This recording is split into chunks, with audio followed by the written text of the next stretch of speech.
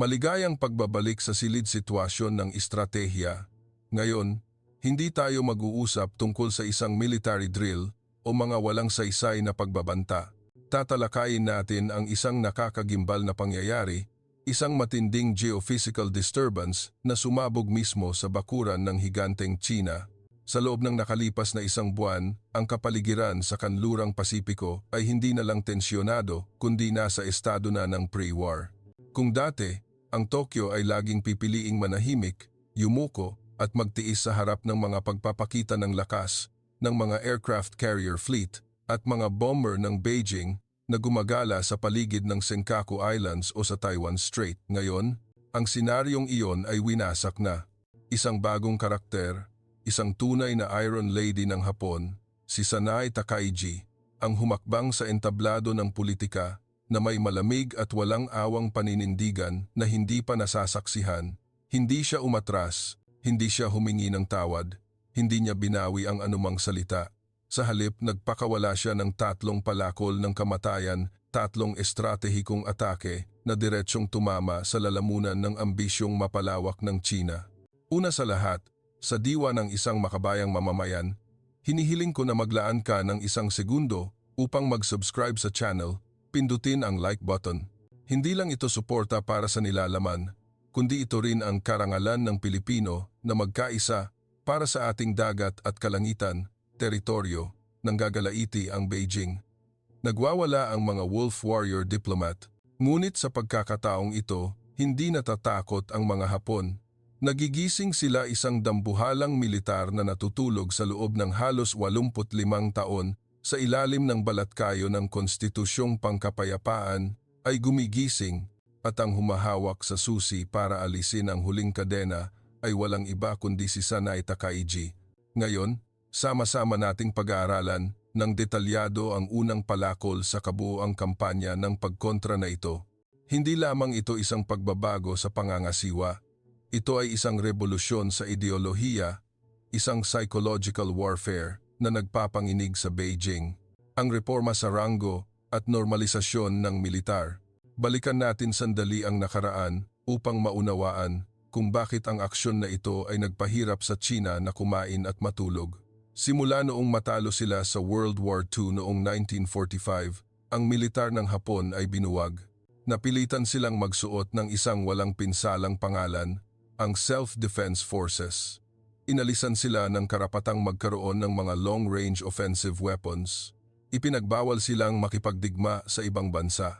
At ang pinakamasakit sa pagpapahalaga sa sarili ng isang bansang bushido, ipinagbawal silang gumamit ng mga karaniwang termino ng militar.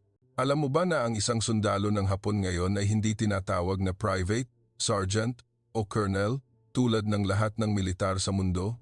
Kinailangan nilang gumamit ng mga tuyo at nakakalito na terminong pang-administratibo upang maiwasan ang pagbabalik-tanaw sa maluwalhati ngunit masakit na nakaraan, Ichito Rikusai.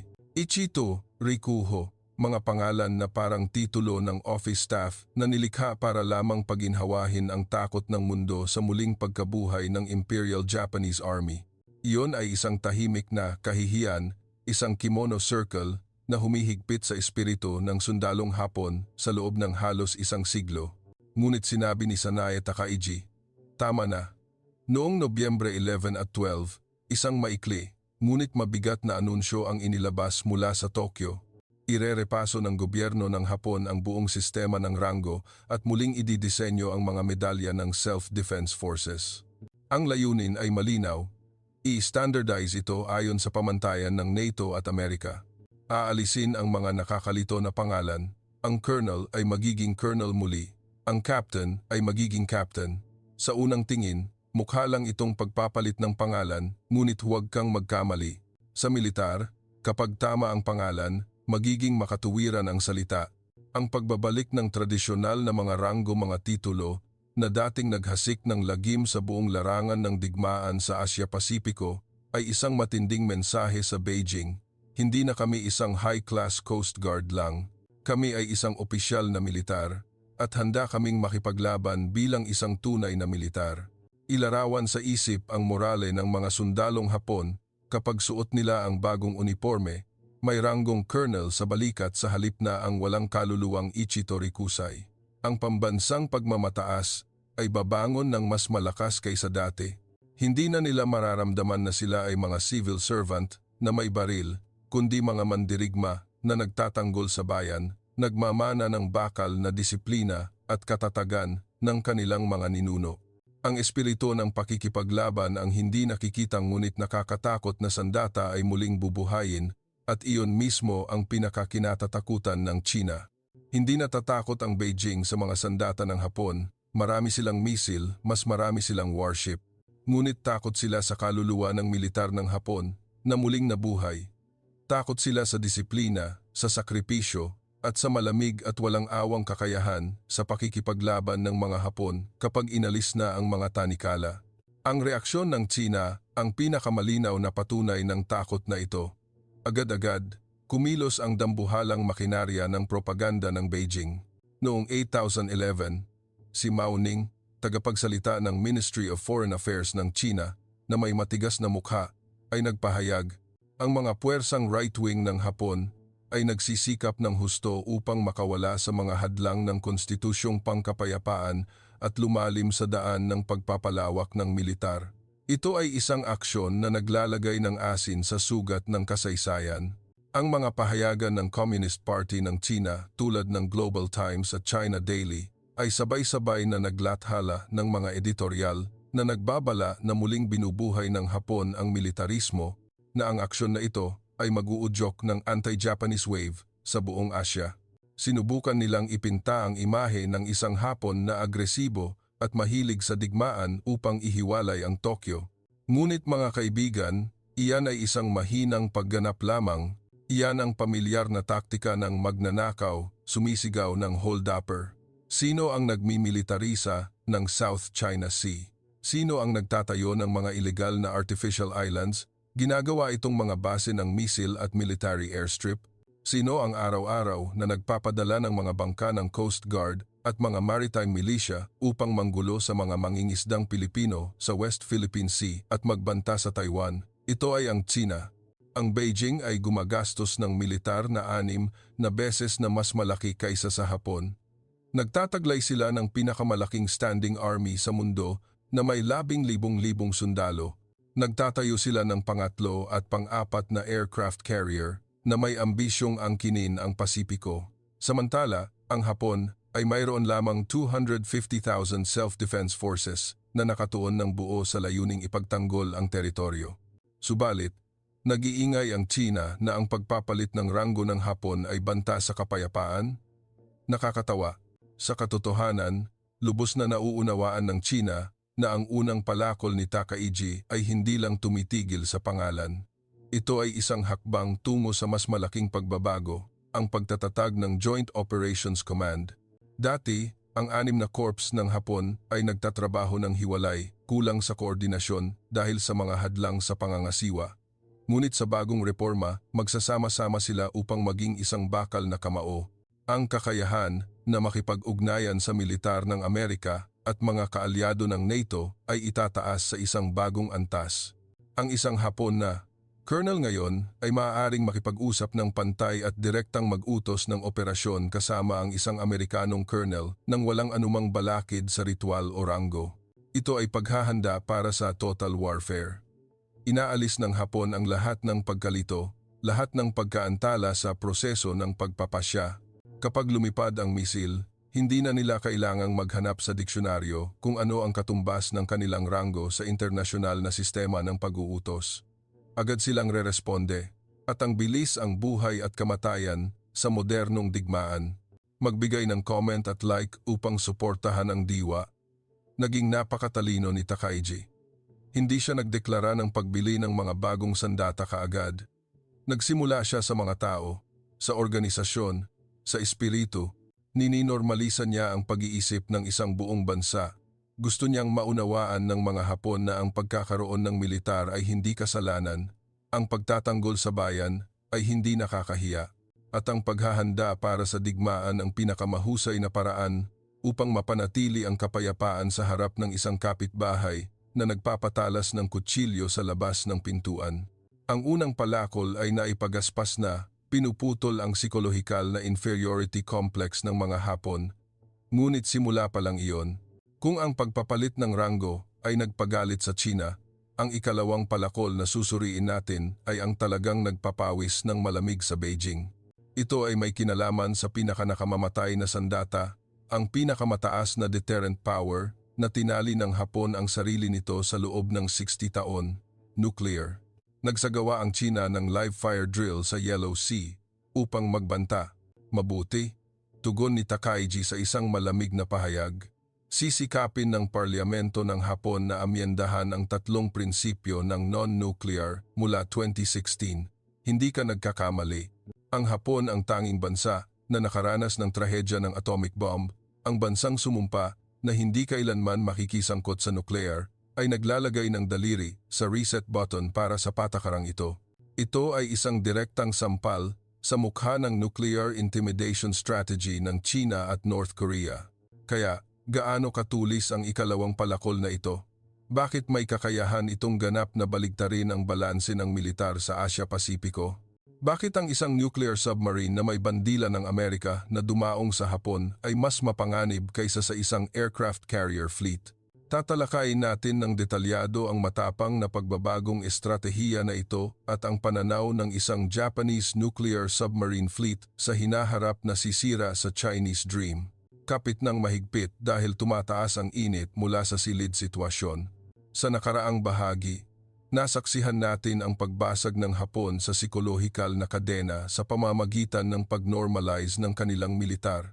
Ngunit simula pa lang iyon, ngayon, papasok tayo sa sentro ng krisis kung saan nabubura ang pinakamapanganib na mga red lines. Tingnan natin ang battle map noong Nobyembre 11 at 18. Upang bantaan si Takaichi matapos ang matitigas niyang pahayag tungkol sa Taiwan, nagsagawa ang People's Liberation Army ng China ng isang aksyon na escalation, live fire drill, mismo sa Yellow Sea. Ang ugong ng mga kanyon ng warship at ang bakas ng misil ay isang direktang babala sa Tokyo, huwag kang makipaglaro sa apoy. Kadalasan, kokontra ang Hapon sa pamamagitan ng diplomatikong paraan at magpapahayag ng deep concern. Ngunit sa pagkakataong ito, hindi pinili ni Takaichi ang pananahimik.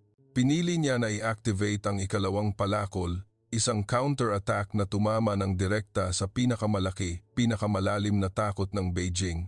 Ang anunsyo na tatalakayin ng parlamento ng Hapon ang pag-amyenda sa 3 prinsipyo ng non-nuclear mula 2016.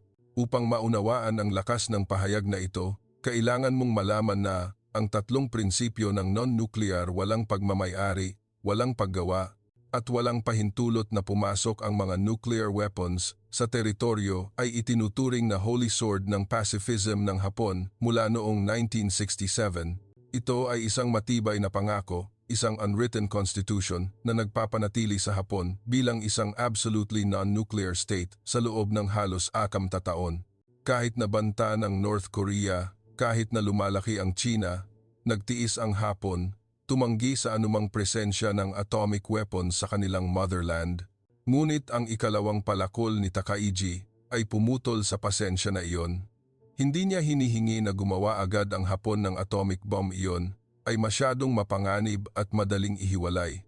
Ang katalinuhan niya ay nasa muling pagtukoy sa ikatlong prinsipyo. Walang pahintulot na magdala ng nuclear weapons sa teritoryo. Ano ang senaryo na tinutumbok ni Takaichi at ng right-wing faction? Ito ay strategic ambiguity.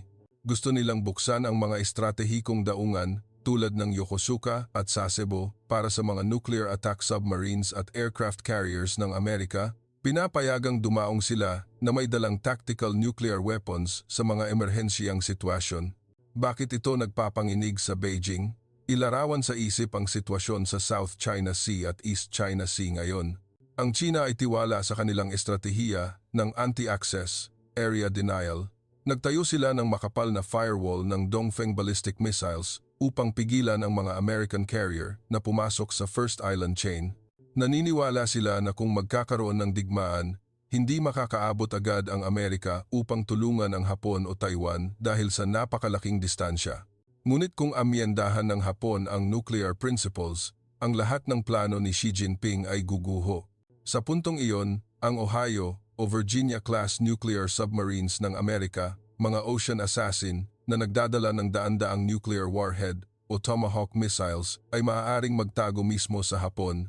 Maghihintay sila sa labas mismo ng pintuan ng China, ilang daang kilometro lamang mula sa Shanghai o Beijing. Ang response time ng China ay magpapaikli mula sa ilang oras patungo sa ilang minuto. Iyan ay isang patalim na direktang nakatutok sa lalamunan na inaalis ang buong kalamangan ng PLA sa espasyo at oras.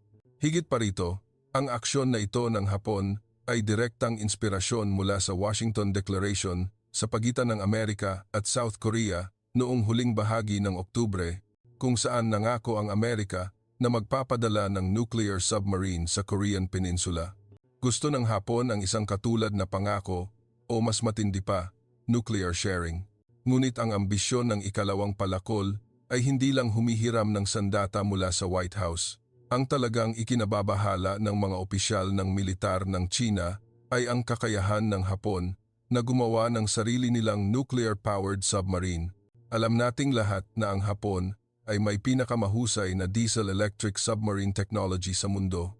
Ang kanilang mga Soryu at Taigi-class submarines ay tinawag na Ocean Ninja dahil sa kanilang napakababang ingay at lubos na kakayahan sa pagtatago.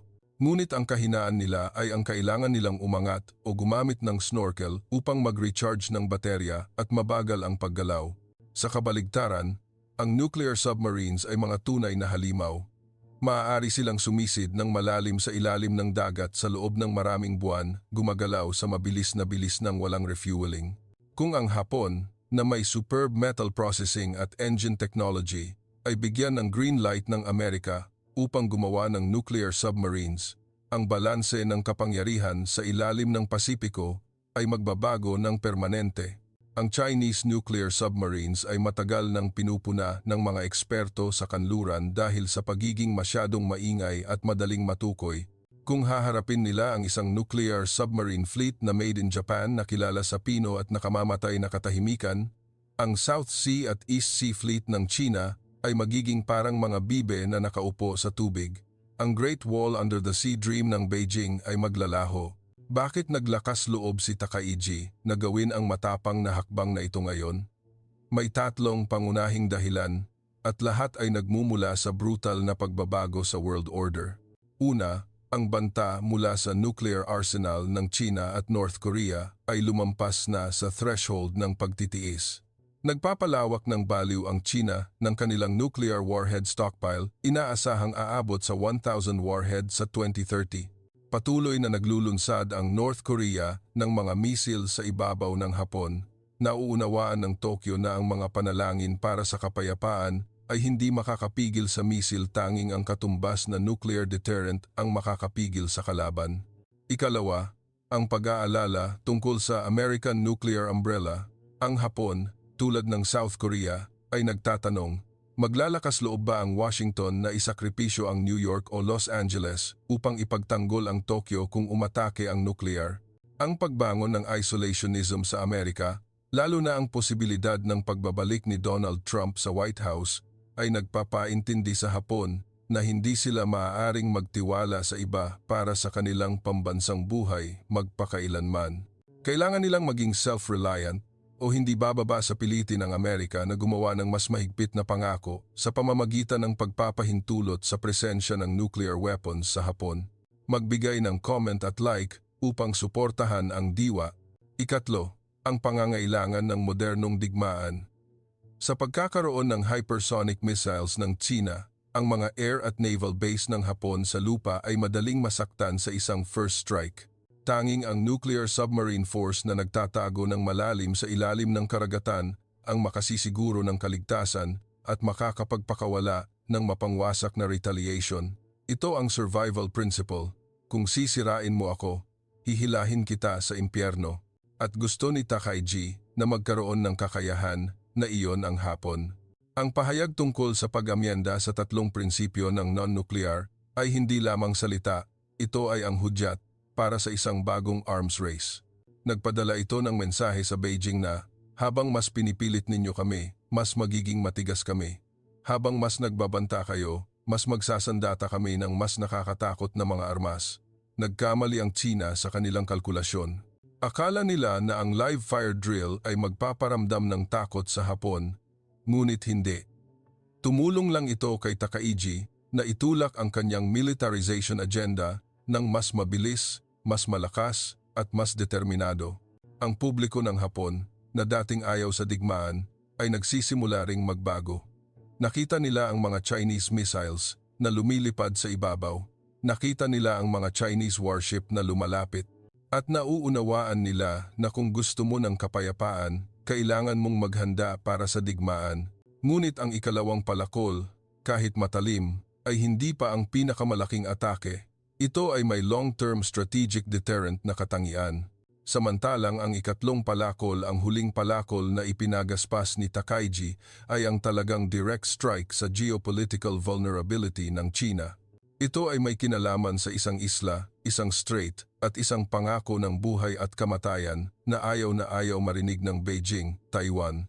Bakit idineklara ni Takaichi na ang krisis sa Taiwan ay isang survival issue para sa Hapon? Bakit handa ang Hapon na magpakamartir kahit natanggapin ang panganib ng all-out war sa Tsina para lang ipagtanggol ang islang ito dahil ba sa pagkakaibigan? Sa international relations, walang permanenteng pagkakaibigan, tanging ang national interest ang permanente. Ang pagkakabit ng Hapon sa kanilang kapalaran sa Taiwan ay nagmumula sa isang nakakatakot na geopolitical fear, energy strangulation. Sama-sama nating pag-aaralan ng detalyado ang jugular vein ng buhay na ito sa susunod na bahagi. Makikita natin kung paano mamamatay sa pagkaubos ng hangin ang Hapon kung bumagsak ang Taiwan nang hindi na kailangang magpaputok ng bala ang China sa Tokyo, at kung bakit para sa mga Hapon, ang pagpapanatili sa Taiwan ay ang pagpapanatili ng sarili nilang hininga. Ito ang Woking Review, kung saan tinitingnan natin ng diretso ang brutal na katotohanan ng world chessboard. Nasaksihan na natin ang dalawang estratehikong atake, ang military restructuring at ang nuclear doctrine change.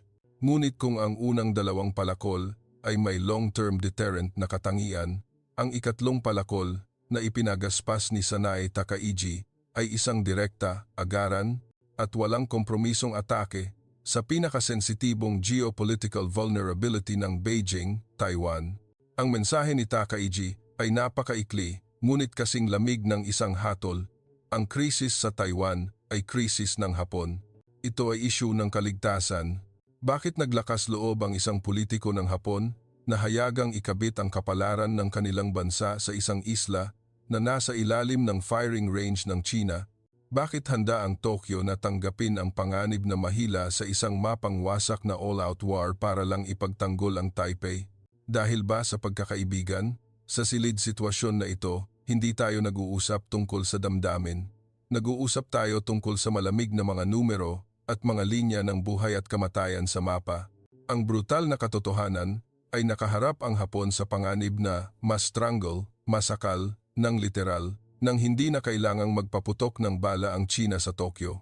Tingnan natin ang global energy map. Ang Hapon ay isang economic giant, isang technology superpower, ngunit isang maliit at mahinang nilalang pagdating sa resources. Hindi tulad ng Amerika, na maaaring maging self-sufficient dahil sa shale oil o ng Russia, ang World Energy Storehouse, ang Hapon, ay ganap na walang laman. Sila ay isang dambuhalang makina ng industriya ngunit thirsty, at ang itim na dugo na nagpapanatili sa makinang iyon ay langis. Ipinapakita ng intelligence data na 99.7% ng langis, 99.8% ng natural gas, at 100% ng coal ng Hapon ay umaasa sa importasyon. At ang pinakanakakatakot na numero ay 93% ng crude oil ay nagmumula sa Middle East. Kaya, paano dumadaloy ang itim na dugo na ito patungo sa Hapon? Kailangan itong dumaan sa isang libu-libong nautical mile na jugular vein ng karagatan mula sa Persian Gulf sa Indian Ocean, sumisingit sa choke point ng Malacca Strait, papasok sa South China Sea, at sa huli ay kailangang dumaan sa mga tubig sa paligid ng Taiwan upang makarating sa mga oil refinery port sa Tokyo o Osaka. Ang Taiwan ang balbula ng daloy na ito. Ang mga supertanker ng Hapon ay mayroon lamang dalawang pagpipilian kapag dumaan sa lugar na ito. Una, dumaan ng direkta sa Taiwan Strait. Ikalawa, dumaan sa Bashi Channel na matatagpuan sa pagitan ng Taiwan at ng Northern Philippines. Ang parehong ruta ay nasa loob ng firing range ng buo. Kung makokontrol ng China ang Taiwan, ilarawan sa isip ang nakakatakot na senaryo na ito. Naglunsad ang militar ng China ng kampanya ng pag-iisa. Hindi nila kailangang umatake sa Hapon, kailangan lang nilang i-deploy ang kanilang South Sea at East Sea Fleet upang harangan ang buong lugar ng karagatan sa paligid ng Taiwan, magtatag ng no-fly zone at maritime embargo. Agad-agad, 90% ng energy supply ng Hapon ang mapuputol. Sa loob ng 2 linggo, ang strategic reserves ay magsisimulang maubos. Magsasara ang mga thermal power plant. Mapaparalisa ang sistema ng public transportation ang ipinagmamalaki ng Hapon. Ang mga production line ng chip, kotse at robot lahat ay titigil sa paggana. Walang laman ang mga supermarket. Ang pangatlo sa pinakamalaking ekonomiya sa mundo ay guguho, hindi dahil sa bomba at bala, kundi dahil sa pagkaubos ng hangin. Ang isang bansang industrial na walang enerhiya ay parang isang mandirigma na naputol ang jugular vein, hindi maiiwasan ang kamatayan. Iyan ang dahilan kung bakit idineklara ni Takaichi. Ang pagkawala ng Taiwan ay ang pagkawala ng Hapon. Ang Japanese Defense White Paper ay hindi gumagamit ng magagarang salita. Tinawag nila ang ruta ng karagatan sa pamamagitan ng Taiwan na National Lifeline. Ang pagtatanggol sa Taiwan ay hindi panghihimasok sa panloob na gawain ng ibang bansa, kundi pagtatanggol sa sarili nilang oxygen tank. Higit pa rito, ang panganib ay hindi lang tumitigil sa ekonomiya, sa militar. Estratehikong matatagpuan ang Taiwan sa sentro ng First Island Chain, ang geographical encirclement na ginagamit ng Amerika at mga kaalyado upang pigilan ang Chinese Navy na umabot sa Pasipiko. Kung makuha ng Beijing ang Taiwan, butasin nila ang encirclement na ito. Gagawin ng PLA ang isla bilang isang dambuhalang unsinkable aircraft carrier. Mula sa eastern coast ng Taiwan, ang mga Chinese nuclear submarines ay maaaring sumisid ng direkta sa deep waters ng Pasipiko nang hindi natutukoy, nagbabanta ng direkta sa west coast ng Amerika. Ang radar at misil na nakalagay sa Taiwan ay kokontrolin ng buo ang mga tubig sa timog ng Hapon, palibutan ang Okinawa at Yonaguni Islands. Sa puntong iyon, ang depensang southwestern ng Hapon ay guguho ng buo. Ang East China Sea ay magiging sariling lawa ng China. Mawawalan ng kontrol ang Hapon sa mga sea lane, mawawalan ng kakayahan sa long-range defense, at magiging isang bansa na napapalibutan na kailangang umasa sa hininga ng Beijing. Tatanggapin ba ng isang bansang mapagmataas tulad ng Hapon ang senaryo ng pagkaalipin na iyon? Ang sagot ni Takaichi ay, hinding-hindi. Kaya naman, ang ikatlong palakol na ito ay nagdulot ng matinding psychological shock sa Zhongnanhai. Nauunawaan ng Beijing na kapag hayagang itinuturing ng Hapon ang Taiwan bilang issue ng kaligtasan, nangangahulugan ito na handa ng sumali sa digmaan ang Tokyo. Hindi lang logistic support ang ibibigay ng Hapon sa Amerika, ang self-defense forces ng Hapon na may tahimik na Soryu submarines at stealth F-35 fighter jets ay direktang lalahok sa digmaan upang ipagtanggol ang strait. Ang reaksyon ng China ay matinding galit, ngunit sa pagkakataong ito, ipinakita ng galit na iyon ang strategic awkwardness. Naglunsad sila ng all-out diplomatic at media attack laban kay Takaichi at sa Hapon, umaasang gagamitin ang presyon upang durugin ang kalooban ng kalaban tulad ng lagi nilang ginagawa. Mag-iwan ng comment at like upang suportahan ang diwa. Ang buong dambuhalang makinarya ng propaganda ng Chinese Communist Party ay na-activate. Ang Ministry of Foreign Affairs, Ministry of Defense, ang mga state media, at lalo na ang Little Pink's Army, ang Nationalist Internet Army ay sabay-sabay na nagpaputok. Gumamit sila ng pinakamabigat na salita upang insultuhin si Takaichi ng personal, nagbalik tanaw sa kasaysayan ng World War II, nagbabala ng economic sanctions at nagbabala tungkol sa War of Annihilation. Ang embahada ng China sa Tokyo ay gumawa pa ng isang napakadelikadong hakbang na nagbanggit ng Enemy State Clause sa UN Charter at nagbabala na may karapatan ang China na umatake sa Hapon nang walang pahintulot ng Security Council kung may palatandaan ng agresyon ang Hapon. Ngunit ang kabalintunaan ay, ang strategic diplomatic campaign na ito ay backfired ng husto. Sa halip na matakot, nagpasalamat ang mga Hapon. Bakit may ganitong nakakabaliw na kabalintunaan? Dahil sa loob ng maraming dekada, ang mga Hapon ay nakatali sa isang guilt complex tungkol sa nakaraan. Lagi silang nagtitiis, laging humihingi ng tawad upang mapanatili ang kapayapaan. Ngunit ang sobrang pagka-agresibo at bullying ng China sa pagkakataong ito ay hindi sinasadyang naging pampasigla na nagpukaw sa national pride ng mga Hapon. Sa mga Japanese social media forums, ang kapaligiran ay hindi takot, kundi tuwa at pagkakaisa na hindi pa nasasaksihan. Mga comment tulad ng, "Salamat Beijing, tinulungan ninyo kaming magising. Dahil sa inyong pagbabanta, napagtanto namin na kailangan naming muling mag-armas agad. Panahon na para tumayo ng tuwid ang Hapon at harapin ang katotohanan." Ang approval rating para kay Takaichi at sa right-wing faction ay tumalon sa isang record high. Napagtanto ng 80% ng publiko ng Hapon na ang pagtitiis ay hindi nagdadala ng kapayapaan. Ginagawa lang nitong mas lalo pang umabuso ang bully. Kung gusto nilang protektahan ang kanilang tahimik na buhay, protektahan ang daloy ng langis sa kanilang mga pabrika, kailangan nilang magkaroon ng lakas. At si Takaichi ang naglakas loob na magsalita ng masakit na katotohanan na iyon. Ang China ay nagkamali ng isang fatal strategic error. Itinulak nila ang Hapon sa pader. At ayon sa Sun Tzu's Art of War, kapag napapalibutan ng isang lungsod, dapat mag-iwan ng isang daanan upang makatakas. Kung hindi, ang kalaban ay makikipaglaban hanggang kamatayan. Sa pamamagitan ng pagbabanta sa kaligtasan ng Hapon, sa pamamagitan ng issue ng Taiwan at sa paggamit ng mga salitang hostile, hindi sinasadyang inalis ng Beijing ang huling psychological chain na nagpipiit sa Japanese military dragon. Hindi lang ang Hapon, kundi pati ang Amerika at ang mga kaalyado sa rehiyon ay nakangiti sa pagkakamaling ito ng Beijing. Si Rahm Emanuel, ang US Ambassador sa Hapon, ay sarkastikong nagbiro, "Salamat, China. Mas epektibo kayo kaysa sa aming mga diplomat sa pagpapalakas ng US-Japan alliance." Ngunit ang pinakamalaking shock sa ambisyon ng China ay hindi nagmula sa Hapon o sa Amerika. Nagmula ito sa isang hindi inaasahang boses. Isang bansa na kilala sa pagiging neutral at pinakamatalino sa Timog Silangang Asya, Singapore. Kapag ang isang maliit ngunit napakalaking geopolitical influence na bansa tulad ng Singapore ay kailangang magsalita at magbabala sa China, iyan ay palatandaan na ang Beijing ay talagang nahihiwalay. Bakit nag-flip ang Singapore? Bakit ang Timog Silangang Asya, na dating biktima ng Japanese imperialism, ay handa nang makipagkamay sa Tokyo upang harapin ang Beijing?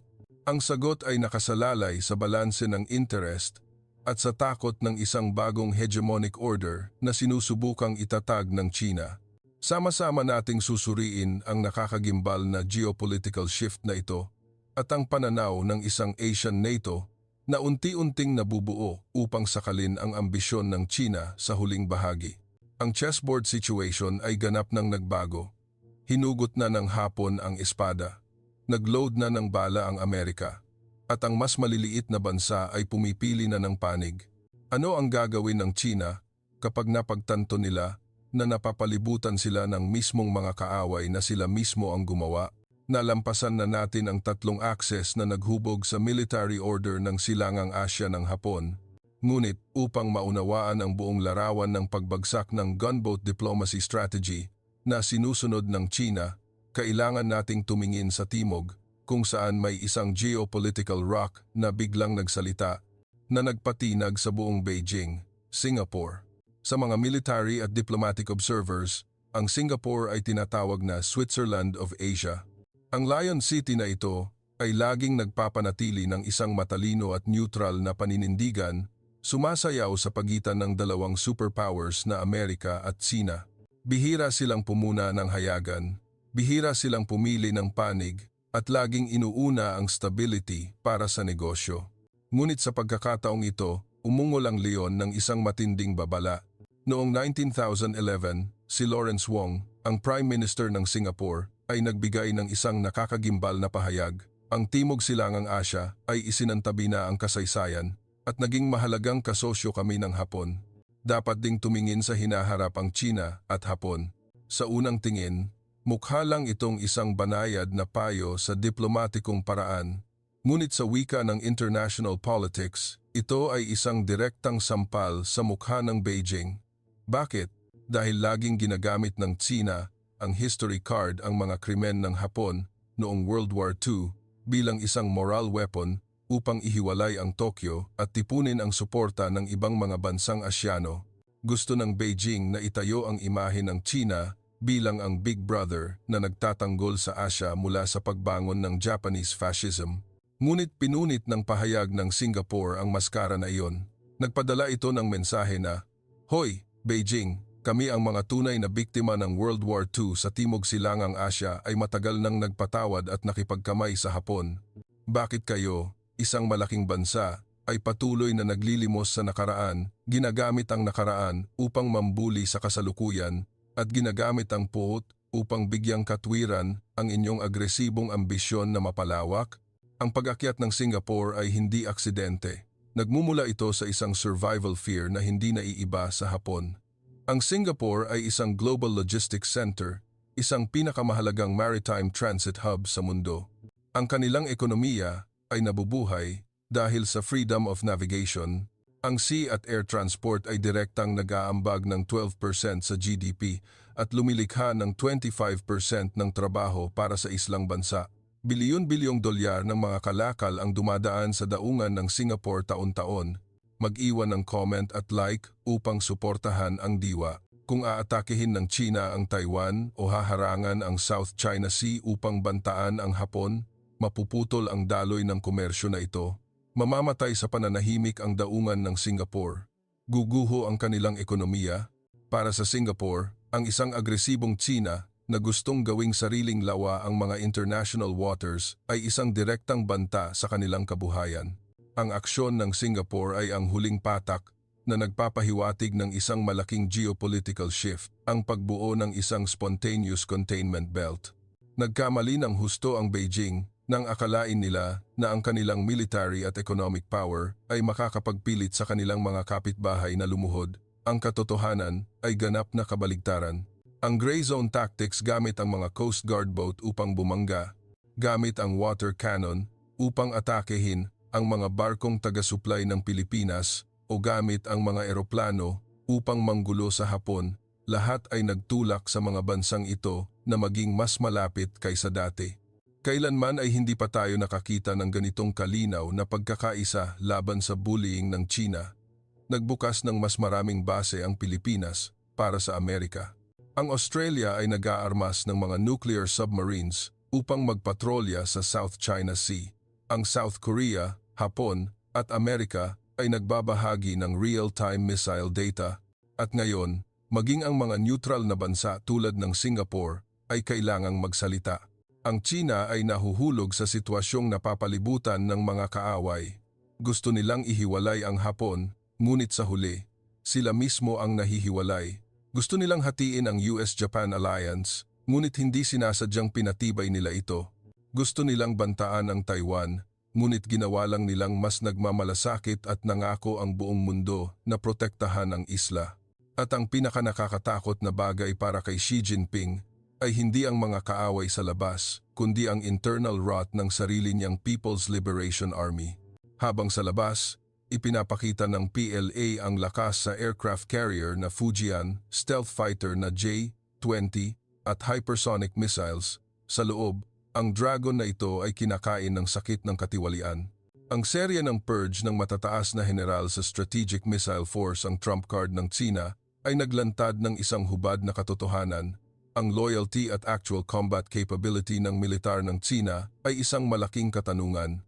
May mga intelligence reports na nagsasabi na ang mga misil ay ninakawan ng laman, pinalitan ng gasolina at ang mga kagamitan ay hindi standard.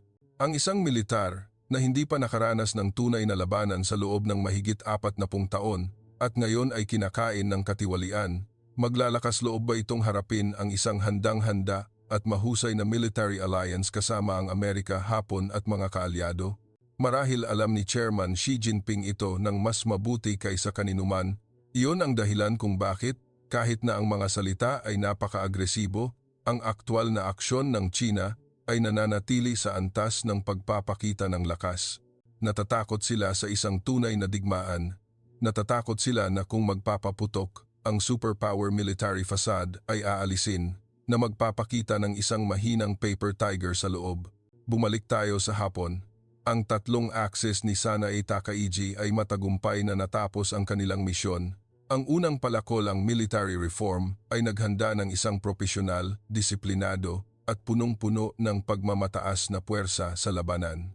Ang ikalawang palakol, ang nuclear deterrence, ay lumikha ng isang bakal na panangga na nagpilit sa kaaway na isaalang-alang ang presyo na babayaran kung maglalakas loob silang umatake. Ang ikatlong palakol, ang Taiwan Commitment, ay nagpinta ng isang malinaw na red line na nagpipilit sa mundo na tumayo sa tabi ng Hapon sa digmaan upang ipagtanggol ang international rule of law. Opisyal na nagising ang Hapon. Ang economic giant ngayon ay nagpapatalas ng sarili nitong samurai sword. Hindi na sila isang passive nation na yumuyuko at humihingi ng tawad tungkol sa nakaraan. Tumayo sila ng tuwid, nakatingin ng diretso sa mata ng Chinese Dragon at sinabing, "Handa na kami. Kayo ba?" Ang krisis na ito ay isang mahalagang aral para sa Beijing. Huwag kailanman itulak ang isang bansang mapagmataas sa bingit ng pader dahil ang presyon ay hindi lumilikha ng pagpapasakop, lumilikha ito ng diamond. At ang Hapon ngayon ay ang pinakamatulis, pinakamatibay na diamond na nakatutok ng direkta sa tagiliran ng Chinese expansion strategy. Ang kinabukasan ng Asia-Pasipiko ay nasa bingit ng digmaan.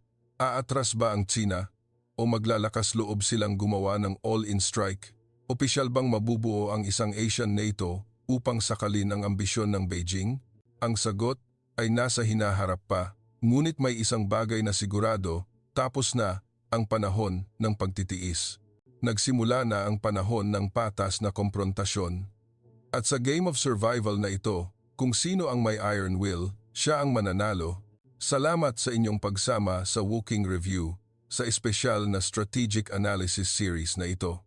Kung gusto ninyong ipagpatuloy namin ang pagsusuri sa hypothetical war scenario ng Japanese fleet versus Chinese fleet, sino ang maghahari sa East China Sea, mag-iwan ng comment na 1 sa ibaba. Huwag kalimutang pindutin ang like, subscribe at ang notification bell upang hindi mapalampas ang pinakamainit at pinakakapanapanabik na mga balita ng militar. Paalam at magkita tayo ulit.